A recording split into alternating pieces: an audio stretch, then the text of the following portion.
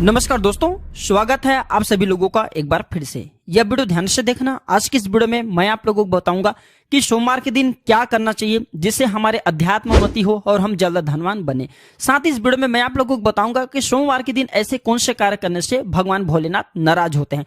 तो वीडियो को पूरा जरूर देखना, क्योंकि भगवान शंकर ही एक भोलेनाथ है जो कि थोड़ी सी पूजा पाठ से प्रसन्न हो जाते हैं। संसार में सबसे ज्यादा सेवक, सबसे ज्यादा भक्ता भगवान भोलेनाथ, क्योंकि भोलेनाथ को भोले भंडारी भी कहते हैं और ये थोड़ी सी पूजा पाठ से प्रसन्न हो जाते हैं। इन्हें और देवी देवताओं की तरह लंबे लंबे अनुष्ठान या फिर पूजा पाठ इनके लिए करने की जरूरत नहीं है। बस एक ही, अगर मन से, सच्चे मन से, पूरे विश्वास के साथ भगवान को एक पुष्प चढ़ा देते हैं तो खुश हो जाते हैं और आप जो भी चीज मांगते हैं वह चीज को भगवान भोलेनाथ अवश्य प्रदान करते हैं। इसलिए भगवान भोलेनाथ को दाता कहा जाता है। भगवान भोलेनाथ ने आज तक जितने भी उनके भक्त हुए, जो भी चीज मांगे भगवान भोलेनाथ ने, वह हर सारे चीज अपने भक्तों को दिए हैं जो कि वह चाहते। तो वीडियो को ध्यान से देखना, आज की वीडियो में बहुत ही सुंदर है। सर्वप्रथम तो जो लोग भगवान भोलेनाथ की कृपा प्राप्त करना चाहते हैं, ऐसे व्यक्ति को रुद्राक्ष धारण करना चाहिए। ऐसे व्यक्ति को पारद शिवलिंग की पूजा करनी चाहिए। ऐसे व्यक्ति को क्या करना चाहिए, बेल की जो जड़ है ये अवश्य धारण करना चाहिए, क्योंकि हम कई बार वीडियो में बता चुके हैं बेल की जड़ धारण करने के बाद भोलेनाथ की कृपा प्राप्त होना शुरू हो जाते हैं। तो इस वीडियो में आप लोगों को बताना चाहूंगा, बहुत से लोग आप में से कमेंट करते हैं गुरुजी नवग्रह की पीड़ा है, तो नवग्रह की पीड़ा दूर करने के लिए सोमवार के दिन क्या करना चाहिए। तो अगर सूर्य ग्रह से आपको कोई परेशानी है, सूर्य ग्रह अगर आपको परेशान करते हैं तो शिवलिंग पर जल अभिषेक करें। शिवलिंग पर जल अभिषेक करने से सूर्य के जो ताप होते हैं, सूर्य के जो अनिष्ट प्रभाव होते हैं, दूर होते हैं। अगर चंद्र आपको परेशान करें तो कच्चे दूध में काले तिल डाल करके शिवलिंग पर अभिषेक करें। चंद्र का जो दुष्प्रभाव है, चंद्र जो आपके ऊपर में बुरे परिणाम दे रहे वह दूर हो जाते हैं। अगर मंगल आपको परेशान करते हैं तो गिलोय बूटी के रस से जो शिवलिंग है इनका जो अभिषेक करना शुरू कर दीजिए। मंगल के दोष के कारण व्यक्ति में क्या होता है, जल्दी से विवाह नहीं होते, मांगलिक दोष हो जाते हैं या फिर शादी होते हैं। बहुत से लोगों को आपने देखा होगा शादी हो जाते हैं, अगर पत्नी को मांगलिक दोष लगाए तो पति मर जाते हैं, और अगर पति को लगाए तो कितने भी पत्नी ले आए घर में, कितने भी शादी करके ले, उनका डेथ हो जाते हैं, मर जाते हैं। तो मंगल दोष लगने के और भी कारण है, जैसे कि मंगल दोष लगते हैं तो व्यक्ति को छोटी छोटी बातों में गुस्सा आने लगते हैं। तो ऐसे व्यक्ति गिलोय की बूटी के रस का अभिषेक जो है शिवलिंग पर करना शुरू कर दीजिए, तो मंगल दोष दूर हो जाते हैं। जिन्हें बुध दोष लगा हो तो विधारा की बूटी के रस से शिवलिंग पर अभिषेक करें। विधारा बहुत ही आसानी से मिल जाते हैं, ढूंढिएगा। बृहस्पति जिनके कमजोर है, जैसे कि जिनके गुरु कमजोर है, बृहस्पति कमजोर है, ऐसे व्यक्ति को आत्महानि होता है, यानी कि मान सम्मान नहीं मिलता। कहीं भी चले जाइए लोग इनकी इज्जत नहीं करते और जो धार्मिक कार्य इन पर इनके मन नहीं लगते। तो ऐसे व्यक्ति कर एक बार भी अगर कच्चे दूध में हल्दी मिलाकर के शिवलिंग पर अभिषेक कर देते हैं तो बृहस्पति के जो कुप्रभाव है दूर हो जाते हैं। शुक्र के कुप्रभाव को दूर करने के लिए पंचामृत से शिवलिंग पर अभिषेक करने से शुक्र के जो कुप्रभाव है दूर होते हैं। जो व्यक्ति जिनके कुंडली में शुक्र कुप्रभाव दिखाते हैं, ऐसे व्यक्ति धन से वंचित रह जाते हैं, ऐसे व्यक्ति धनवान नहीं बनते, ऐसे व्यक्ति भिखारी हो जाते हैं। तो जल्द धनवान बनना चाहते हैं तो भगवान शंकर को किसी भी सोमवार के दिन में पंचामृत से अभिषेक कर देना बहुत ही लाभकारी होता है, धन आने का मार्ग खुलते हैं। शनि से बचने के लिए गन्ने के रस अभिषेक करने से, ध्यान से सुने, जो लोग शनि की पीड़ा से परेशान रहते हैं ऐसे व्यक्ति शिवलिंग पर गन्ने के रस का अभिषेक करते हैं तो शनि के कुप्रभाव समाप्त होते हैं, ऐसे धर्म शास्त्रों में लिखा। और ये तत्काल फल देते हैं, ये तत्काल फल देते हैं। आपको शनि के मंत्रों का उच्चारण करने की जरूरत नहीं है, बस भगवान शंकर से प्रार्थना करना और गन्ने का रस अभिषेक कर देना। शनि के कुप्रभाव, शनि की 7.5 अढ़ैया पौनी दशा जो भी चेहरे तत्काल समाप्त होती है। राहु केतु की अगर दशा से परेशान है तो भांग से शिवलिंग पर अभिषेक करें, इससे राहु केतु के कुप्रभाव समाप्त होते हैं। जितने भी नवग्रह बताए हैं ये नवग्रह को भगवान शंकर ने स्वयं बनाया, सभी को आशीर्वाद दे करके नवग्रह मंडल स्वयं तैयार किए थे। आइए इस वीडियो में जानते हैं कि भगवान शंकर को कौन सा कामना के लिए कौन सा चीज चढ़ाना चाहिए जिससे आपकी मनोकामना की पूर्ति हो। वीडियो को ध्यान से देखना।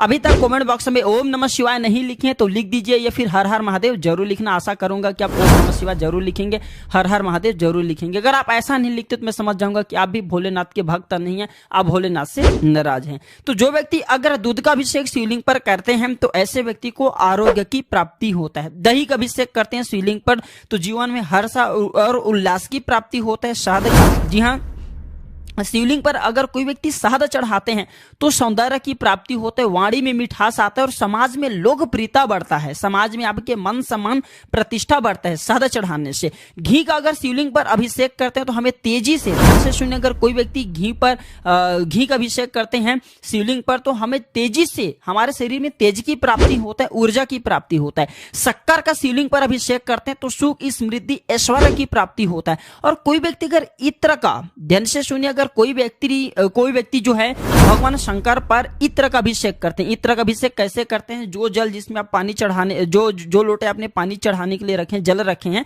उस जल में इत्र की कुछ बूंद डालना होता है, तो इसे इत्र का अभिषेक बोल सकते हैं। तो ये अगर आप भगवान शंकर पे इत्र का अभिषेक करते हैं तो इससे धर्म की प्राप्ति होता है और आरोग्य की प्राप्ति होता है। जो बार बार बीमार पड़ते हैं, समझ में नहीं आ रहे करे तो करे क्या, सभी मार्ग से परेशान हो चुके हैं, ऐसे व्यक्ति इत्र का अभिषेक भोलेनाथ को जरूर करे, उसी टाइम से तत्काल रिजल्ट मिलते हैं। फिर देखना स्वास्थ्य में धीरे धीरे सुधार आना शुरू हो जाते हैं। और अगर ये इत्र का अभिषेक करते हुए महामृत्युंजय मंत्र का पाठ करते फिर सोने पे सुहागे हैं, मृत तुल्य व्यक्ति को भी जीवित किया जा सकता है इस उपाय से। अगर कोई व्यक्ति सुगंधित तेल का अभिषेक शिवलिंग पर करते हैं तो ऐसे व्यक्ति को धन्य धन की प्राप्ति होता है, जीवन में सभी भौतिक सुखों की प्राप्ति होता है। शिवलिंग पर चंदन का अभिषेक करने से समाज में यश और मान सम्मान की प्राप्ति होता है। और अगर कोई व्यक्ति केसर अगर अर्पित करते हैं तो दाम्पत्य जीवन सुखमय होता है। विवाह में आने वाले समस्त जो अड़चने होती हैं, जिनकी विवाह में कोई तकलीफ आ रही, बाधा आ रही, ऐसे व्यक्ति चढ़ाइए तो बिल्कुल अड़चने दूर होती है। मनचाहा जीवन साथी प्राप्त होता है, विवाह के जो योग हैं वो शीघ्र बनते हैं। अगर कोई व्यक्ति भांग अगर शिवलिंग पर चढ़ाते हैं तो समस्त पाप, जितने भी पूर्व समय में किए गए पाप होते हैं, दोष होते हैं, वह दूर हो जाते हैं। धतूरे चढ़ाते हैं भगवान शंकर को तो पुत्र की प्राप्ति होता है, कुल का नाम रोशन होता है और इसे भगवान शंकर के साक्षात आशीर्वाद प्राप्त होता है। आंवले का रस अगर आप शिवलिंग पर चढ़ाते हैं तो दीर्घायु की प्राप्ति होता है, अकाल मृत्यु कभी नहीं होता। दोस्तों अभी तक वीडियो को लाइक नहीं की तो लाइक जरूर कर देना और हमारे चैनल को सब्सक्राइब जरूर कर लेना। मैं क्यों बोल रहा हूं? क्योंकि प्राचीन ज्ञान चैनल का मकसद है जनहित एवं जन कल्याण करना। क्योंकि प्राचीन ज्ञान चैनल से हम जितने भी कमाई करते हैं इसके अधिकतर पैसे गरीब एवं असहाय लोगों की सेवा में समर्पित कर देते हैं। आप हमारे वीडियो को देखते हैं तो हमें खुशी मिलती है, हमारे वीडियो में बताए गए उपाय को करते हैं तो हमें भी पुण्य की प्राप्ति होती है। गन्ने का रस अभिषेक करने से घर में आपसी जो प्रेम है वो बढ़ता है, धन की भी प्राप्ति होता है। अगर कोई व्यक्ति गेहूं शिवलिंग पर चढ़ाते हैं तो योग्य संतान की प्राप्ति होता है, या फिर जिनके घर में संतान नहीं आ रहे ऐसे व्यक्ति के घर में संतान की किलकारी गुजने लगते हैं। चावल शिवलिंग पर चढ़ाते हैं तो सुख समृद्धि की प्राप्ति होता है, इसे अक्षत कहा जाता है, न समाप्त होने वाला चावल जरूर चढ़ाना चाहिए, इससे सुख समृद्धि की प्राप्ति होता है और मानव जीवन में सुख समृद्धि जरूर चाहिए। तिल चढ़ाते हैं शिवलिंग पर तो समस्त पापों से हमें मुक्ति मिलती है, पूर्व समय के जो किए गए पाप होते हैं वो मिट जाते हैं। आइए इस वीडियो में मैं आप लोगों को बताना चाहूंगा कि सोमवार के दिन क्या करना चाहिए। तो सोमवार के दिन सिर पर हमें जो है शिवलिंग पर चढ़ा हुआ या फिर कोई भी भस्म होते हैं शिवलिंग पर लगा करके हमें अपने सर पर जरूर भस्म लगाना चाहिए। सोमवार के दिन निवेश करना अच्छा होता है। जी हाँ बिल्कुल, आप किसी भी चीज में निवेश कीजिए, इसमें फायदा ही आपको मिलेंगे। सोमवार के दिन जो है सोना है, चांदी है, शेयर मार्केट में जो पैसा लगाना ये अच्छा माना गए हैं। इस दिन घर का निर्माण भी शुभारंभ कर सकते हैं।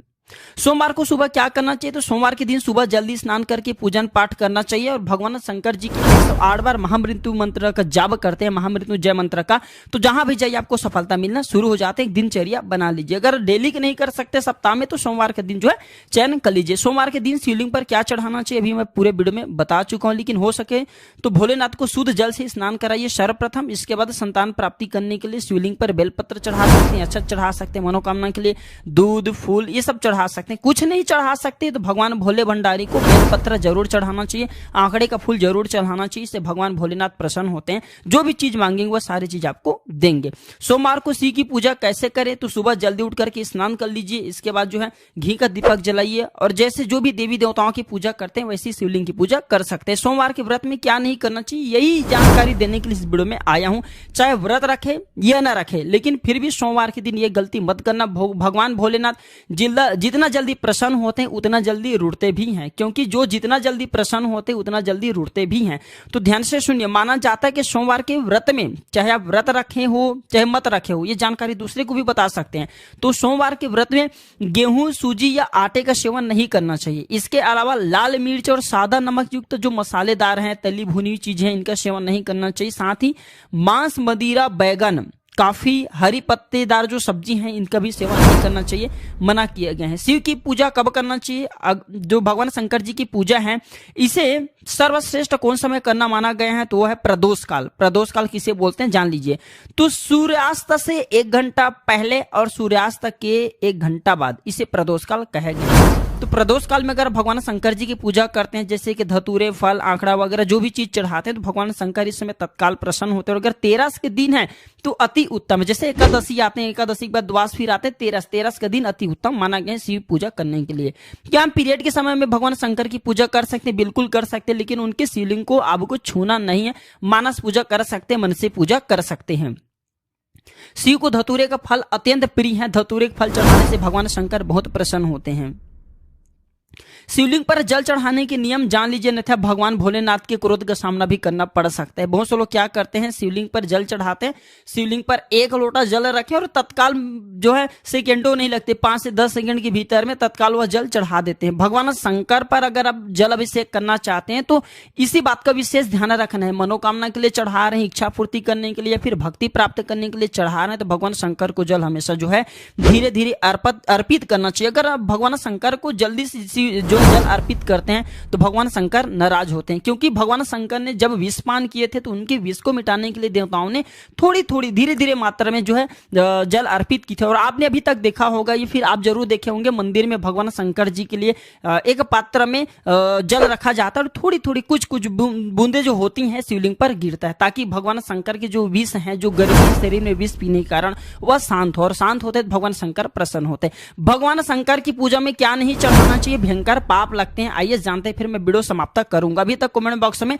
जो ओम नमः शिवाय नहीं लिखे तो लिख देना। तो धर्मशास्त्र हमारे कहते हैं कि केतकी का फूल भगवान शंकर की पूजा में मत चढ़ाना। जो व्यक्ति केतकी का फूल भगवान शंकर की पूजा में चढ़ाते हैं, ऐसे व्यक्ति को मान हानि होता है, ऐसे व्यक्ति के जीवन में कलंक लगता है। इस बात का विशेष ध्यान रखना। तुलसी के पत्ते चढ़ाने से, अगर भगवान शंकर को तुलसी के पत्ते अगर आप चढ़ा देते हैं तो झूठा प्रेम की प्राप्ति होता है। तुलसी के पत्ते भूल करके शिवलिंग पर नहीं चढ़ाना चाहिए, भगवान शंकर क्रोध होते हैं। और संग से कभी भी जल अभिषेक शिवलिंग पर नहीं करना चाहिए। अगर ऐसे करते हैं तो जो पति पत्नी हैं इनके तलाक हो जाते हैं, धर्मशास्त्रों में ऐसा लिखे गए हैं। तो भूल से संग से जो है जल अभिषेक शिवलिंग पर नहीं करना चाहिए। कुमकुम या सिंदूर चढ़ाते हैं अगर शिवलिंग पर, तो इससे पति की दुर्घटना, पति की जो है 1 अंग चले जाते हैं, दुर्घटना में 1 अंग चले जाते हैं। इस बात का विशेष ध्यान रखना। भूल करके कुमकुम या सिंदूर शिवलिंग पर मत चढ़ाना। नारियल का पानी भी शिवलिंग पर नहीं चढ़ते और हल्दी भी नहीं चढ़ते। अगर कोई व्यक्ति शिवलिंग पर हल्दी चढ़ाते हैं तो ऐसे व्यक्ति जो विवाह देरी से होते हैं और जिनके विवाह हो चुके हैं, ऐसे व्यक्ति के जीवन में फिर वैवाहिक जीवन में परेशानी आना शुरू हो जाते हैं। तो सोमवार के दिन अगर आप व्रत रखते हैं या फिर भगवान शंकर की पूजन पाठ करते हैं तो इन बातों का विशेष रूप से ध्यान रखना जरूरी है। अगर वीडियो में बताएंगे जानकारी अच्छी लगी तो वीडियो को लाइक कीजिए और हाँ, इसे अपने दोस्तों यारों में शेयर करना ना भूलना, ताकि उन्हें भी यह जानकारी प्राप्त हो। ओम नमः शिवाय, हर हर महादेव।